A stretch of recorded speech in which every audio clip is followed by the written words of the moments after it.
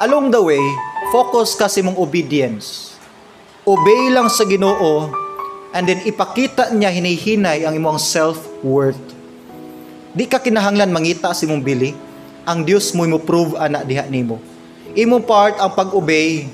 Once obedient ka sa sugo sa Dios, hinahinay niyo makita nga importante day ka ug valuable di ay ka. So do not focus on looking for self-worth. Now, tanan-ta nangita gyud bili.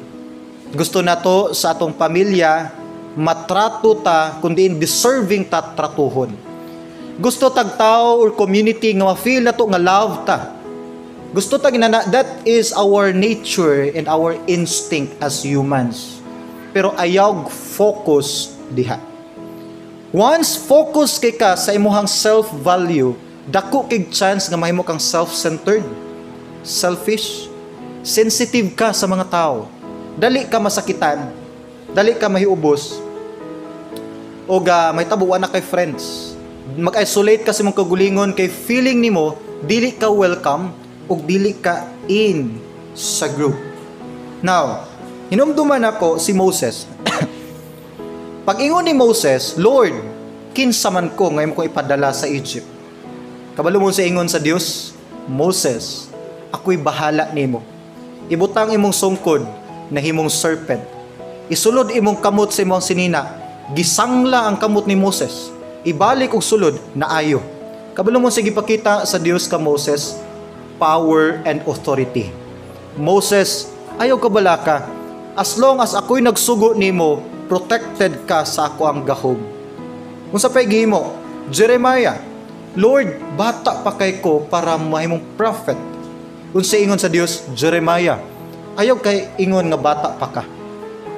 Akong ihatag ang mga pulong sa imong mga dila. So ang Dios mo'y nag-guide ni Jeremiah. Peter, sa Lord, makasasala na kay ko Ginoo, di na ko deserving pa mubalik sa pagpangalagad sa church. Sa ingon ni Christ, Peter, feed my sheep. Dako gapon kong pagsalig diha nimo. Balik ta kang David.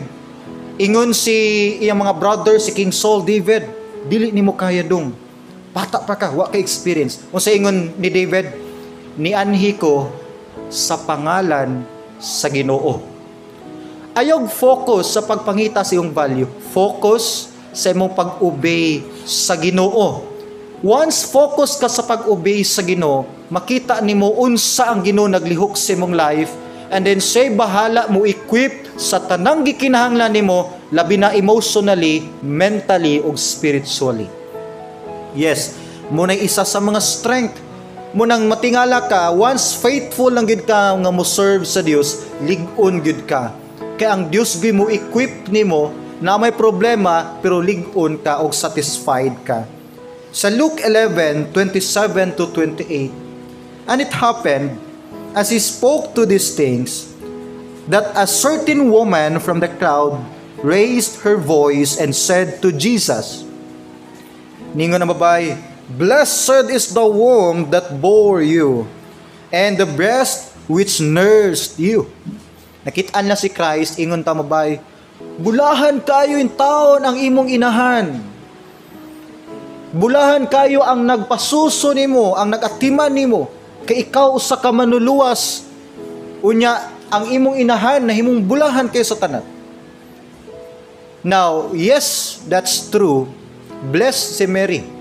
Kay sa tanang babae, siya ang gitugutan nga mo manganak sa usa ka Savior sa kalibutan nga si Christ. Pero sadang napansin ni Christ nga nakafocus ning bayhana sa self-worth, sa pagtuboy og tao ug di na sa pagtuboy sa Dios. Unsa ingon ni Christ sa verse 28, but Jesus said ngadto sa babae, more than that, blessed are those who hear the word of God and keep it. Yung sa babae or mom, mas bulahan ang tao nga nagapaminaw sa kumpulong ug naga-apply ug obey niini. So si Christ nagtudlo, ayog focus sa self-worth. Ayog focus sa imuhang posisyon. Focus sa pag-obey sa sugo. pagpaminaw o pag-obey. Na diha ang tinuod yun nga treasure. Daghan kag need nga di ka kabalo unsaon nimo na pagkuha. Pero once mo obey lang ka sa Dios, siya mo provide sa tanan nimong mga need. Muna matingala ka nganong nakaabot man ko nini nga kahimtang karon nga daghan man kay ko gikinahanglan sa una. Kay along the way daghag i-provide ang Ginoo nimo beyond pa sa imong expectation nga sukad wa pa gani nimo nahuna-hunaan. Just obey. Ayaw kay kabalaka sa imong self-worth. Now, Matthew 11:28 ang atong verse. Ingon si Christ, "Come to me, all you who labor and are heavy laden, and I will give you rest." Tagaan kag pahulay sa Ginoo. Kinsa dinhi ang stress? Stress sa work, stress emotionally, spiritually, physically, mentally, stress pag atong bulsa. Daghag stress dinhi nato.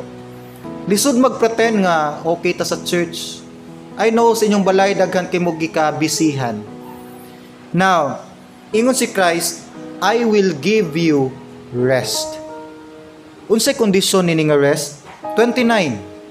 Ingon si Christ, take my yoke. Ang yoke naghisgot ni og isa ka command, isa ka responsibility. Pasana ang yugo. So ang pag-serve ni Christ, ang pagduol ni Christ, mao ni ang pagpas-an nimo sa yugo. It means kinahanglan ka mo take og mga responsibilities. And then ingon siya, and learn from me.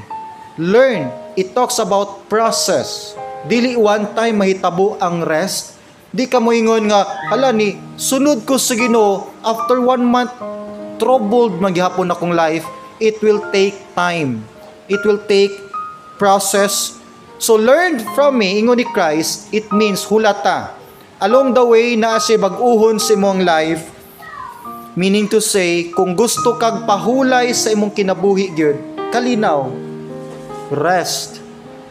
Take og responsibility, obey sa command sa Ginoo, ug hulata ang saktong higayon.